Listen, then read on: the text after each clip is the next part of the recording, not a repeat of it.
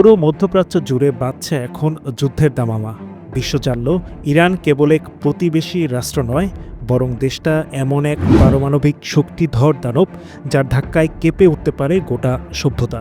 আর সেই দানবের ড্রাইভিং সিটে বসে আছেন একজন নেতা, আয়াতুল্লাহ আলী খামেনি, যার কণ্ঠেই আজ স্পষ্ট প্রতিধ্বনিত হচ্ছে ইসরায়েলকে চরম মূল্য দিতে হবে। ইরানে হামলা করে ইহুদি শাসক গোষ্ঠী একটি চরম ভুল করেছে। আল্লাহর কসম, ইসরায়েলকে এর চরম মূল্য দিতে হবে এবং ইহুদিরা ধ্বংস হয়ে যাবে। 14 জুন 2025 ইসরায়েলের বিরুদ্ধে ইরানের পাল্টা হামলায় তেল আবিবের আকাশ জুড়ে আগুনের ঝড়। ড্রোন, ব্যালিস্টিক মিসাইল ও লেজার গাইডেড হামলার এমন সমন্বয় যেটা বিশ্বের অনেক সামরিক বিশ্লেষকই ভাবতে পারেননি।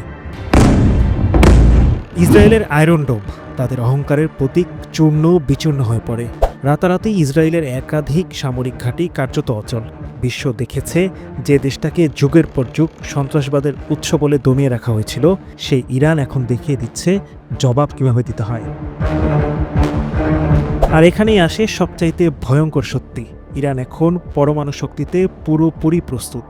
রয়টার্স সহ একাধিক আন্তর্জাতিক সংবাদ মাধ্যমের দাবি, ইরান এরই মধ্যে নিজেদের উচ্চমাত্রার ইউরেনিয়াম সমৃদ্ধ করেছে 90% পর্যন্ত, যা পারমাণবিক বোমা তৈরির জন্য যথেষ্ট।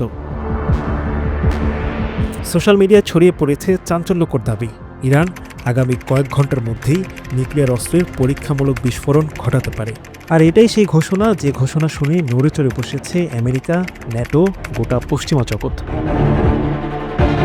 কিন্তু ইরান এবার একা নয়। রাশিয়া, চীন, পাকিস্তান এবং উত্তর কোরিয়া, এই 4 পারমাণবিক পরাশক্তি ইরানের পাশে দাঁড়ানোর ঘোষণা দিয়েছে সরাসরি।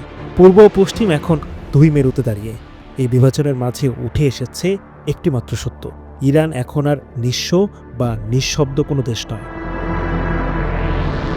এতদিন বিশ্বের বিভিন্ন প্রান্তে যুদ্ধ হয়েছিল তেল, ক্ষমতা আর আধিপত্যের জন্য, কিন্তু এই যুদ্ধটা ভিন্ন। এই যুদ্ধটা ইতিহাসের ভারসাম্য ফেরানোর লড়াই। এটি সেই রাষ্ট্রের পুনর্জন্ম যাকে চেপে রাখা হয়েছিল নিষেধাজ্ঞা, যুদ্ধ আর হুমকির পাহাড় দিয়ে।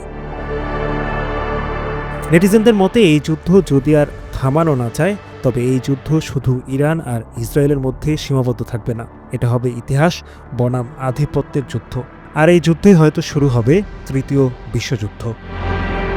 Adnan Delwar, NTV online.